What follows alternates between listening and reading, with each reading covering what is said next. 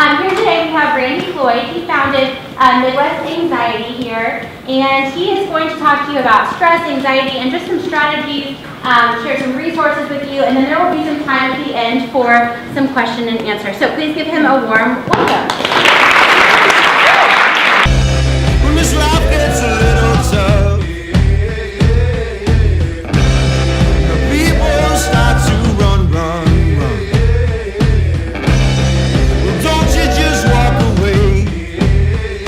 Hey, good morning. How are you? Hey, here we are, another week of the show. Really excited today. I'm on my way to Olathe North. I really am excited about speaking to the Distinguished Scholars Program. Today I'm going to speak with, I think, about 120 or so. You know, the Olathe School District has the 21st Century Program, and part of the 21st Century Program at Olathe North, I believe, is the Distinguished Scholars Program. So I'm on my way this morning to talk with them just about ways to manage stress and anxiety as a teenager, but just in life, right? I mean, think about just the title of Distinguished Scholars. I think this is probably the academically elite of the Olathe School District, I'm thinking anyway. And so all the stress that goes with just the pressure and pushing yourself academically, I mean, we certainly all have those struggles, but certainly with this group, I'm really excited to talk about just cognitive behavioral therapy, and no matter the situation, you have control of your thoughts, feelings, and behaviors. So really excited to do that. I'm crossing my fingers, I'm not sure. I haven't gotten confirmation yet. I'm hoping that I actually get to film my talk, and if I do, then certainly that'll be a part of the show. If not, just know that I wasn't, obviously, if it's not going to be a part of the show, you just know that I wasn't able to record it, right? Okay, well, I hope you've had a fantastic weekend. I'm excited to go talk to these students.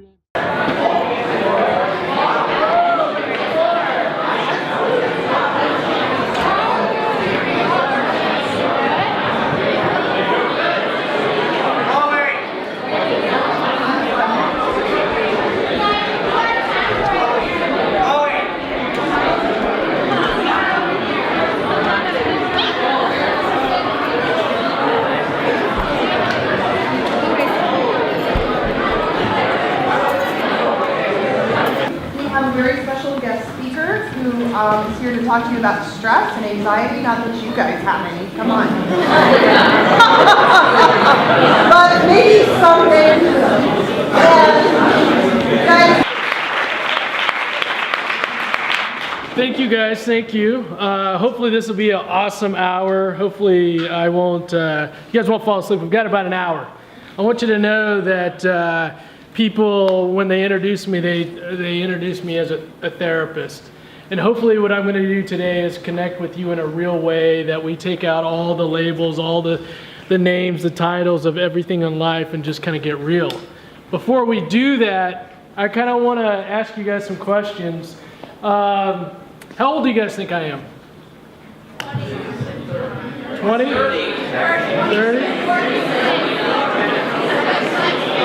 All right, wait. What's the youngest that you think I am? What's the youngest? 20? Maybe 1. 20? Okay. What's the oldest? All right. Now here's the question: who's good at math? Shout it out. If I went here in 1991 to Olathe North, and I graduated from Olathe East in 1994 at age 18, how old am I? 38. 41. I'm gonna talk about stress and anxiety, and what I'm gonna try to do is speak in real terms. I'm real life, so let me tell you a little bit about myself and what I do. I basically go around in our community. I spend time all over in our community. I'm in schools every day. I'm in homes every day. I'm on baseball fields. I'm in counselors' offices. I'm at Oak Park Mall. I'm basically wherever your life is. I've committed myself professionally to being, to walking alongside of kids, adolescents, teenagers, and adults in real life. So I don't have an office. Basically what I do is I go to wherever stress and anxiety is. And why I tell you that's important is because what you're going to get from me today isn't about all the psychobabble, all the terms, all the things maybe that you might have learned in a psychology class. It's more about just what life throws at us. And what I really believe is that we all have struggles. All of us have struggles. Even myself struggles, right? Part of that struggles is not only knowing that we have struggles, but also accepting and understanding that we're not defined by our struggles. So what are struggles? It can be anything from, well, let me ask you guys, how open are you with your struggles? This is a tough thing to have. Can anyone say they suddenly struggle? I struggle with the fear of Ferris wheels. I do not like getting on a Ferris wheel. Does anyone else like getting on a Ferris wheel? Fear of staples. Fear of staples? Yes. Yeah? I'm terrified of cars. Terrified of cars? Who? Hey. I can't talk if you guys are talking. How about afraid of noisy ceiling fans? Can I tell you a story about noisy ceiling fans? I get anxious every time I'm under a ceiling fan that's wobbling. My brother, when we were younger, I shared a room with him. I was on the top bunk, he was on the lower bunk. He always wanted to be on the top bunk, so he told me that ceiling fan was always going to fall and cut off my legs. And to this day, when I'm under ceiling fan, I experience that anxiety that I had when I was a kid. Even though I know that a ceiling fan has never cut off my legs, I still feel that anxiety, right? So why I tell you this is struggles are real. A lot of times what I do is I go around and I've gone around and talked about this idea of everyone's struggles. Part of my professional goal is to normalize mental health. And that's what my goal here is today, is we can talk about ways to deal with stress and anxiety. We can talk about all those ways that may be helpful. But really my goal today is to look at each one of you and hopefully connect with 1, 2, 4. I don't know if I can connect with all of you, but how mental health is real. Mental health isn't just about the people that are mentally ill that have a diagnosis. We all have mental health as much as physical health. So if you take anything away from here today, know that it's important to recognize that you have mental health and that we all have mental health. Okay? So not only do I believe that we all have struggles, but the awesome thing is we all have strengths and interests. I want to know some of the things that you guys are interested in. What things do you like? Books? This is a huge football school, isn't it?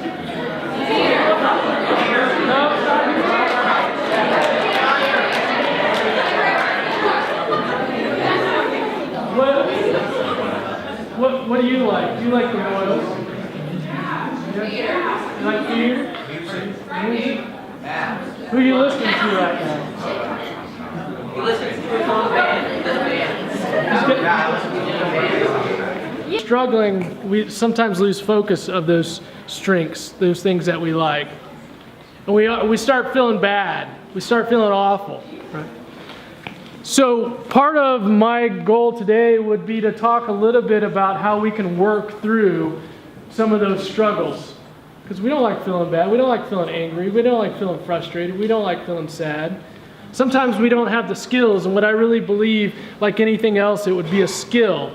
To work through our struggles isn't given to us. To work through our struggles, we weren't born to work through our struggles. We have to learn these things like you learn anything else. So, how do we work through it? Cognitive behavioral therapy. Has anyone heard of cognitive behavioral therapy? CBT? The way I describe it, it's not something you learn when you go to therapy or something you go when you're struggling. It's a way of life, right? You guys are all, in your own ways, practicing cognitive behavioral therapy right now. There's 3, I went to KU, right? KU is the best school, right? Yeah. Glad we agree on that. There's 3 things I learned in school. There's 3 things I learned in school, and these are the 3 things.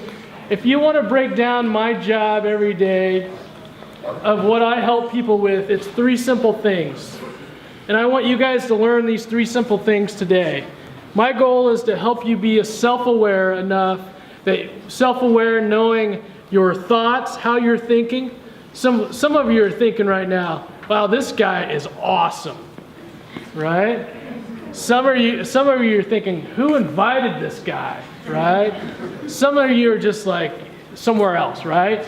But your thoughts set up, so thoughts, feelings, what you're feeling inside, and behaviorally, what you do, okay? So who's one of the teachers here in your program? What's your name? Mrs. Bach. Who has Mrs. Bach? Yeah? When she assigns something to do for you to do the next day, what is your first thought that you have when she assigns something the next day? Then your teachers assign different things for you. They ask you to do different things. Your mom, your dad, somebody says something to you. Situations happen all in your life, right? Let me give you guys a question here. Are situations negative, positive, or neutral?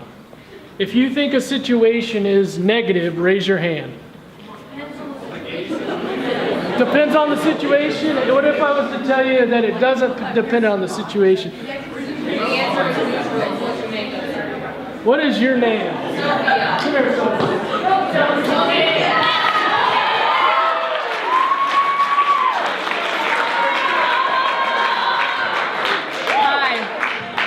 Exactly right. You're right. Oh, okay. Yeah. You want to stand up here with me? Sure. Yeah. I said it's neutral. It's what you make of it. It is. So you have a situation, Sophia. What would be a situation in your life? An audition. You have an audition in your life. That is a neutral situation. Yeah. And then that situation comes in your life, and now you get to determine how you're going to think about that situation. Yeah. Sometimes we have automatic thoughts that come into our head like, oh, this is awesome. Right. Or oh, this is, oh, she's trying out for the part too. Oh, I don't think I can beat her at the part. Or whatever it would be, right? Your thought then sets up for how emotionally you feel. So you might feel anxious, you might feel frustrated, you might feel sad, and then your behavior is then what you do, right? So if you go into a situation saying, I got this, I'm going to get this part, then how are you emotionally going to feel? Better. Better. And then what are your behaviors going to be? More positive. More positive. You're going to do whatever you want, right? Right. What happens though that, I mean, you could say to yourself, I'm going to get this part. But do you know that you're going to get the part? No. No. I mean, you could. This isn't about just positive thinking. It's okay. Now, if I don't get the part, I can handle it. So you can either say to yourself, "I've got this. I'm going to do it. I'm going to go crush this. I've got this." But then, when you don't get it, I can handle it. Can you handle not getting the part? Yeah. Can you handle if you don't have a ride to school and you have to walk to school? Well, not the location of my house, but if it was closer, then yeah. Where do you live? Like, I mean, not your exact Yeah, no, I address. know, but like a 13-minute drive, so 13. that's kind of a long walk. But could you handle it? If it's not cold, then yeah. But what if it was cold? I'm gonna call my friend. She's gonna come pick me up. What if your friend's not available? I'm gonna call my other friend. Thank you. Appreciate it. Give it up for someone. Any situation that happens in our life. Give me something that you can't handle. That you can't. Yes. I understand that. I understand you can't. So what does it mean when you can't handle your parents dying? What does it look like? Okay. Okay. No, this is about getting real, right? So you don't handle it too well for how long?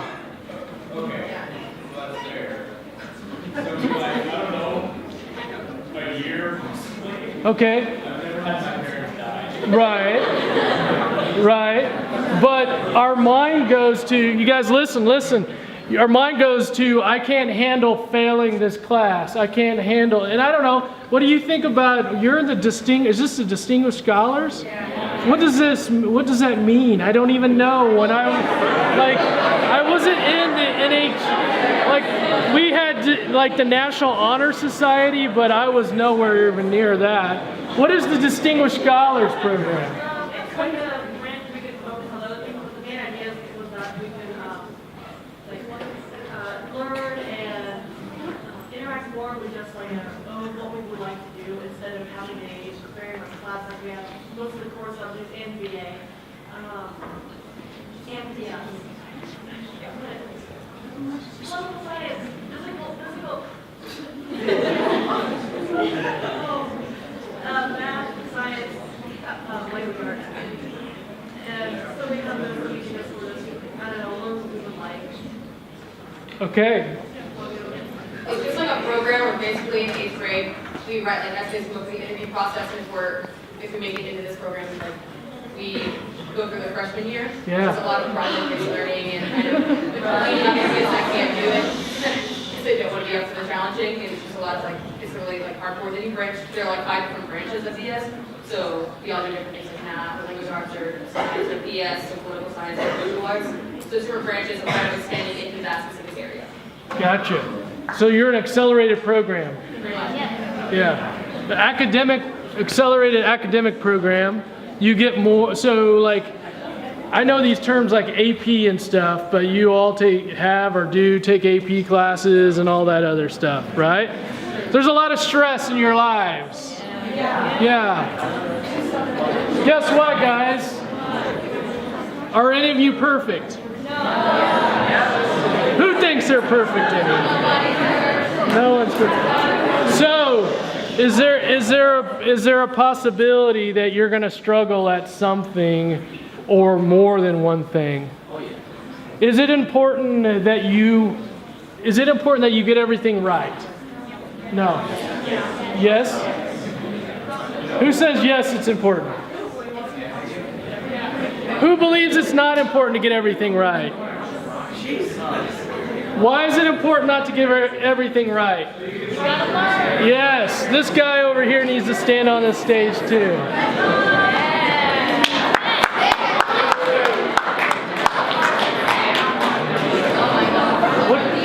What's your name?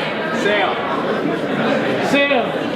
Nice to meet you. Me too. Now, hey, listen, Sam, let's go through this for a minute. Yes. You struggle at something, you got thoughts, so you're struggling. Now, let's go back to the thoughts. What are your thoughts when you're struggling? Give me a situation. Playing the recorder. All right, so playing the recorder. What are your thoughts? How are you going to get yourself to, when you're stressed about playing the recorder, how can you change that? Practicing more. Practicing more? Yeah. Okay. Not playing the recorder. That was my approach when I was in 3rd grade. Avoid it? Yeah. Okay, do you go into it then? Some things you go into? Playing the recorder, if it gave you anxiety, would you play it? Would you play it or would you not play the recorder? For years I wanted to be a professional recorder player, but then I decided that wasn't realistic. So you decided to give it up. Yeah. Tell me something. You can pick the low, the high. Tell me something that causes you anxiety. Other than the recorder. Yeah. For real. Yeah. Not getting the grades that I want. Okay. Yeah. And if you don't get the grades that you want, then what happens?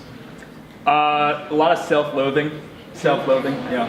And let's say you got kicked out of this program, is it possible to get picked up? Yes, it is. Yeah. Do any of you fear that, or I don't know how that? It's happened to some people. It's happened to some people. Yeah. And then what happens? Like your reputation. You get sent back to your school. You get sent back, and you're worried about your reputation and am I good enough and all that. This goes to my next point here in a minute, guys. Life's a long game, right? It's all about It's all about wins and gains, wins and losses. Is it possible that some of you Sam may get kicked out of the program? I'm sure.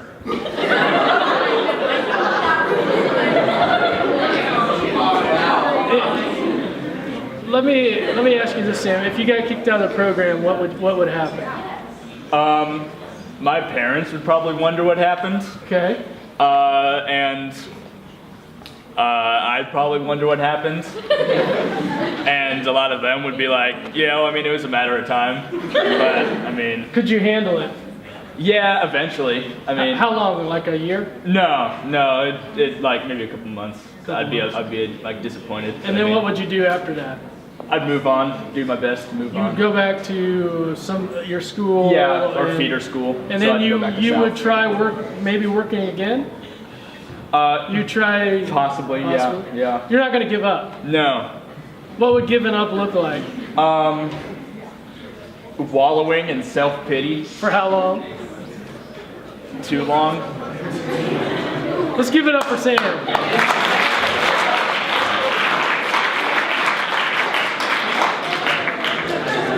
So my point with all this, guys, and then I want to get into a discussion here in a minute, is that life takes us on lots of turns, right? And some of us are more open. So when I have these conversations with people, and I'll be honest with you, when I have these conversations, they're not fun conversations to have. I'm talking about stress, I'm talking about struggles, I'm talking about the fear of people judging us. I'm talking about criticism, what's wrong with me. But I'm guessing that all of us in here in our own time, in our own ways, not only do we think about this, but we think many other personal things that we have in our life. And so my goal is when you are in those places where you don't have, your protection, your armor on, and when you're looking at yourself, you look at three things. How am I thinking? What are my thoughts? Am I looking going, I can't handle this, I can't do it. What if this happens? What if that happens? You say to yourself, I got this. I can do this. Let's go. Nothing's going to stop me. Okay, I got a bad grade on this test. Okay, what? How comfortable are we right now or uncomfortable with just saying negative thoughts that we have? Pretty? It is uncomfortable. Now let me ask you this. You guys have someone in your life, this may not be the place for it, but do you have someone in your life that you can talk with what you have going on in your mind, either with school or family? Do you have someone that you can talk to? You believe that? Sophia, right? Yes. You believe everyone has someone to talk to? Yes. Help me with that. Well, I feel like if you're in school, there's always pastors, but even if that person, that sounds weird, but even if the person is yourself, then that sounds weird, but getting it out and just talking and being it's gonna be okay, you know what I mean? Okay. Self-reassurance, that's the... I like that. Now, what if someone starts to kind of doubt themselves and the self-talk that they're giving themselves is not working? It's actually making them feel worse. Okay, so we all have someone. We don't live in a bubble. Is that right? But when we have someone, does that mean that we actually choose to do it?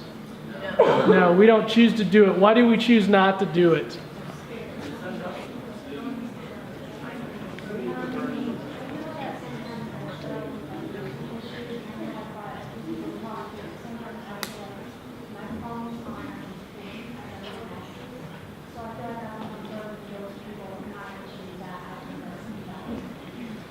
You guys hear that? That when she goes to someone to talk about the things she's struggling with, she doesn't feel like her things she's struggling with are as important as what other people are struggling with. Did I get that right? If we go back to the idea that we all struggle, aren't all of our struggles just as important as the next? I believe they are. You you guys don't believe that your struggles are as important as other people's struggles? Why do you not believe that? I feel what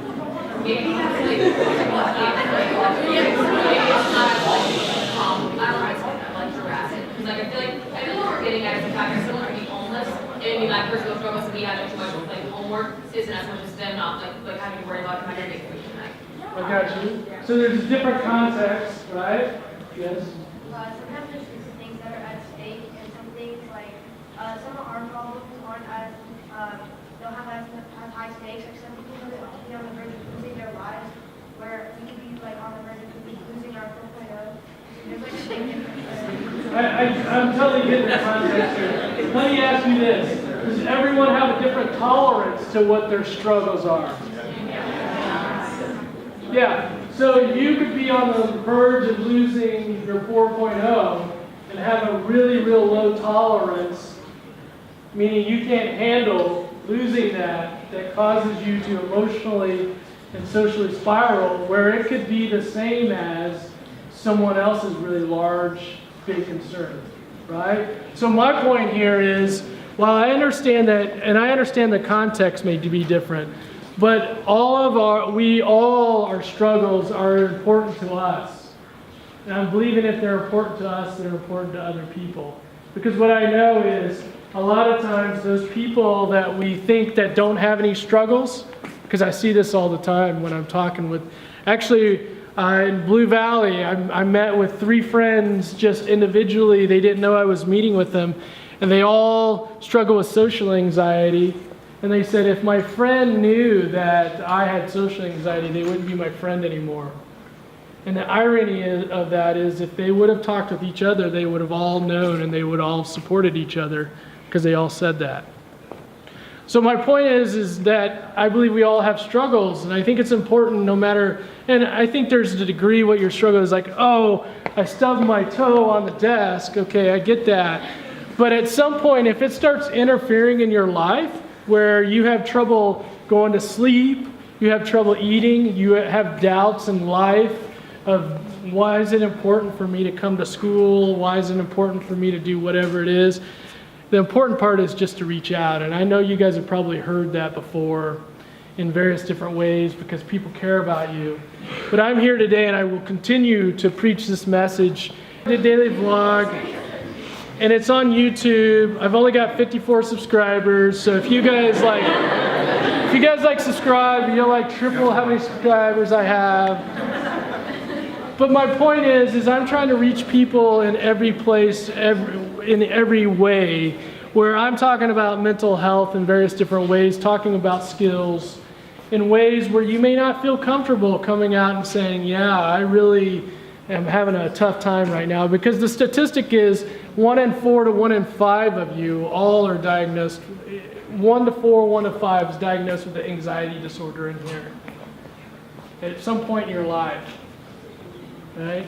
So my point is that we all have those struggles, and so I'm trying to reach people in different ways to help them just feel more comfortable, because the more you're comfortable you are talking about your mental health, then you get to reach out and you feel more comfortable accepting someone else as they talk about their mental health. Okay? Now here's the cool part about mental health. Not only do we talk about the struggles, but we get to talk about how awesome we are. So, and that's a part that I don't know that we totally do a good job about, because it seems selfish to really focus on ourselves. I want to hear what you guys are awesome at. What are you awesome at? Chief shirt here, what are you awesome at? Helping other people. Helping other people, all right. What do you enjoy in your life? Running. Running, great. In the cold weather? Yeah. You do? Okay. What's something else you're on?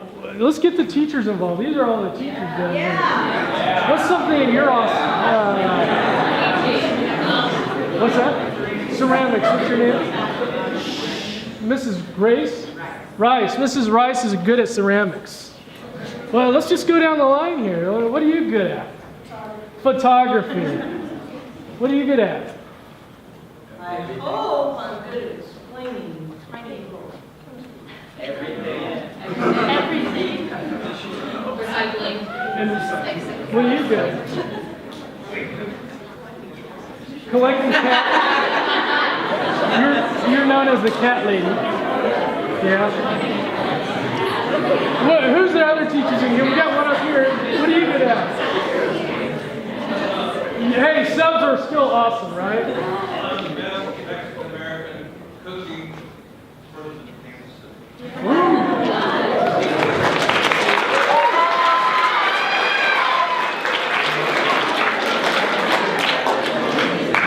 Math. He's good at math. Who's it? Someone over here. Awesome at letting things go. Yeah. What do you want?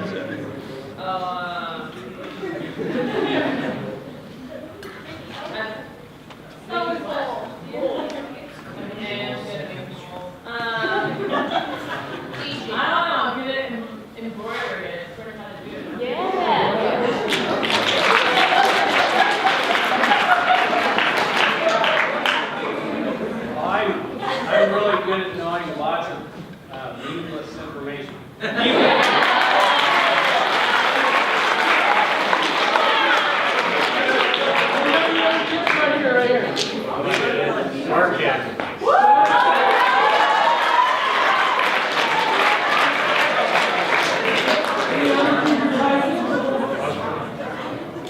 Guys, I really enjoyed the talk so far. We've just got several more minutes, but I want to tell you one thing. Life is a long game, and I'm hoping that I'm reaching one or two or three of you. I know some of you, maybe this isn't your jam right now, but I hope I'm reaching a couple of you, and this kind of seeks in that there are ways to work through your struggles. There are definitely things to help you, even when you feel like there aren't. And if you need any extra resources, look at just Google a verb. I guess Google's a verb now, right? Cognitive behavioral therapy. I would leave you guys with that. I do want to put you guys in a little bit of a position. I want you guys to ask me some questions, and we can do this either out loud or writing on paper. Which would you prefer? All right. What's the first question? Say that again. You know anyone eats a kiwi with the skin on? Each kiwi with the skin on. Yes. I didn't know that.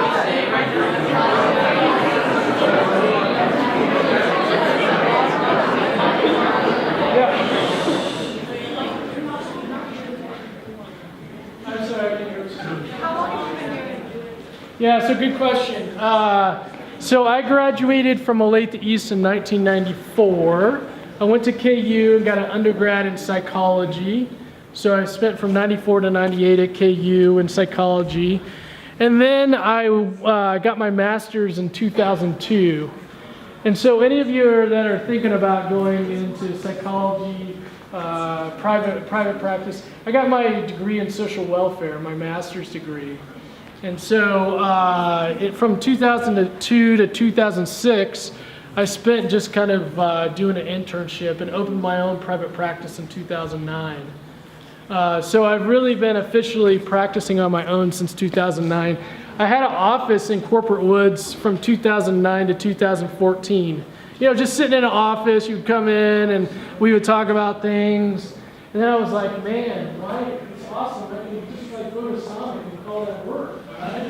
Or I can go to where you guys are. I can go see, I can come visit you in your home and you're eating popcorn and got your shoes off and all that. How cool is that, just to see you in real life? And so in 2014, I got rid of the office, and now I've just been in the community ever since. I'll tell you guys this about my practice. It's not a job for me. It's a way of life.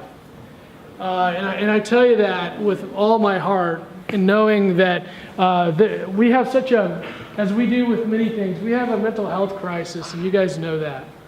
It's nothing new that you guys have.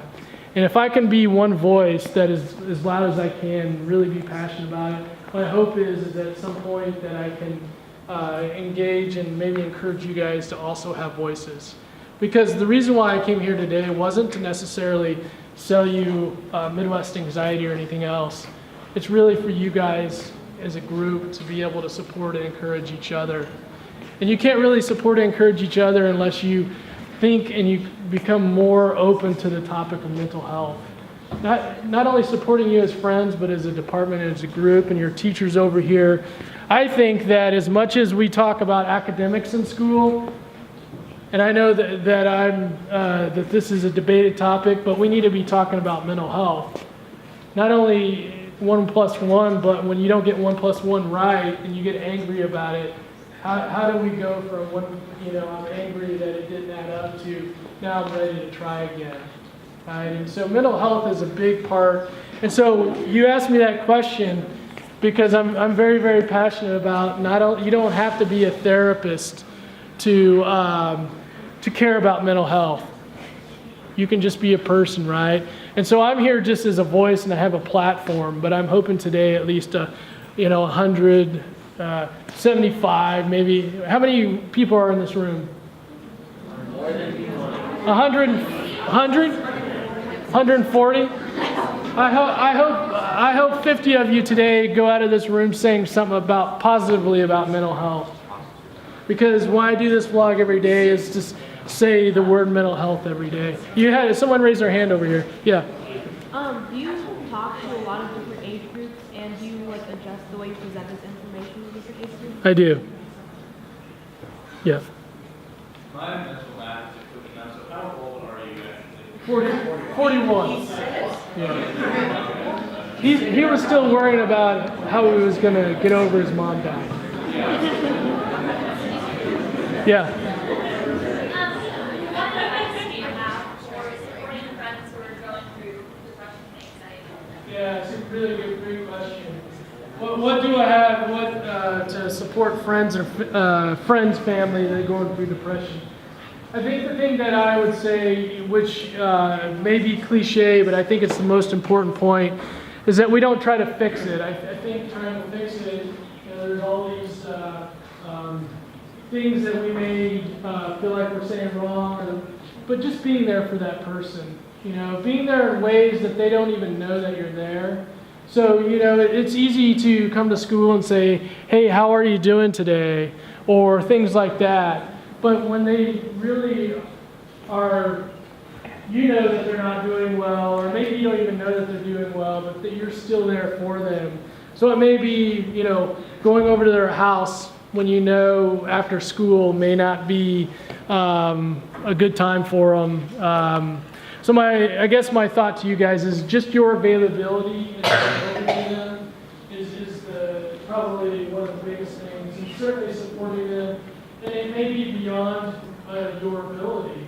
And if it is, really encouraging them to get help. Because I think sometimes getting help, just that getting help is scary. You're going up against, well, what's wrong with me? There are other people that aren't getting help. I know they're struggling. I must be really struggling more. And just giving them some acceptance to encouraging them that it's okay to get help. One of the things that I often talk with friends about is that I think sometimes you get into the situation where it can be scary, that they confide in you, or they may tell you things and they don't want other people to know. And I think that can then put you in a really scary situation, that you have this information and you're scared because you may lose that friend. And I think so you have to support them support them when they're telling you this information, support them to reach out and get the help. And I think that's one way, if they're confiding in you, is that you can support them to reach out, and rather than you, telling or whatever else, to let them know that it's okay to get help. Does that seem reasonable, guys? Yeah. But they have to be the leaders, and they're also worrying about getting into Yale and stuff like that. Yep. Yeah, so It's a overarching thing. There's a lot on their plates. Yep. So a couple things I would say is I'm going to fall back on three things. that you could do is first thing, which I think is the number one skill that we can all have. And right now I'm doing it. You guys don't know that I'm doing it, but I'm being self-aware. So self-aware. So, oh, I know that this assignment has caused me struggles in the past. Or this teacher, I'm really not getting along with this teacher. Or whatever it would be. So just to be able to get outside of your in the moments, what you have during the day, and just really start to self-reflect. I think that's one of the biggest things that we can do, because if you can start to self-reflect about, I'm stressed, or I know this assignment is difficult, or I think part of what I would say to that is that as a student, you're coming in an accelerated academic program. At the same time, your family's not perfect, is it? No. Friends aren't perfect, are they? No. It's cold outside, isn't it? Yeah. Everything compounds on each other. And so at the basic level, you might deal with this everyday stress, but when it compounds on, you're really in pressure. So I think the first thing is to be self-aware. I think the second thing would be is to know the thoughts, feelings, and behaviors. What are you thinking? And find ways outside of that. Know that assignment, and I'm going to be on unsteady ground here, and I apologize because I totally respect you guys, but this program doesn't define you guys. That this program doesn't define you, because some of you will go on and benefit from this program in your life, but there will be many, many other things. Some of you will not benefit, and you will go on to be defined by something different. We all are always having experiences, so be mindful that as you're in the pressure cooker of what this program might provide for you, is to know that you're in it because you enjoy, this is part of your life, but this isn't all of your life. And so as you look through that kind of lens, then you can start to, my hope would be, is take some relief from it. I'm married, I have 3 kids. This is going to sound, yeah, I do have 3 kids. I have a 14-year-old.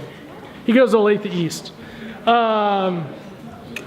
My kids and my wife don't define me. I know that sounds weird, right? I'm a person myself. So I think the last thing I would say about that is be intentional. How are you guys, and I say this kind of cautiously because this may be a group that is intentional, but I think sometimes we just go through life and we're just like, oh, life is just coming to me and I'm just going to, whatever happens. But are you guys intentional? Do you have a plan set up in your life of what you want in your life? Do you have a regimen in the morning? Do you have, this is maybe old people speak here, but do you practice mindfulness? Yes? Do you do it regularly? What? Do you no? Yeah. There are. Does anyone practice self-care? Self-care, either exercise, yoga, those things. Yes? Couple more minutes. That's probably, outside of all this stuff we've been talking about, some of the best stuff that you can do. But know that's part of a process to help your mental health. I think sometimes we might just like to run because we like to run, but do you think of it as a way to manage the stressors in your life? Great. Was that halfway helpful for you? Other questions? Nope. Okay. Thank you, guys. Last questions? Thank you very much. Thank you. All right, that was totally awesome, and certainly appreciate the teachers, the staff of this, and the students of the Distinguished Scholars Program. Appreciate you guys letting me come out. It was, I really enjoyed it. I hope you guys enjoyed it as much as I did. Anytime that I can get around a bunch of students that are wanting to do great things and talk about mental health, I just love it. So I certainly appreciate you guys. I appreciate you guys for inviting me. I would love, as I said, I would love for you guys to talk more about mental health. Remember, I told you that I didn't think that all of you would, my hope would be, is that all 140 of you would talk more about mental health. But if I can just get 50 of you, I think that would be awesome. When this life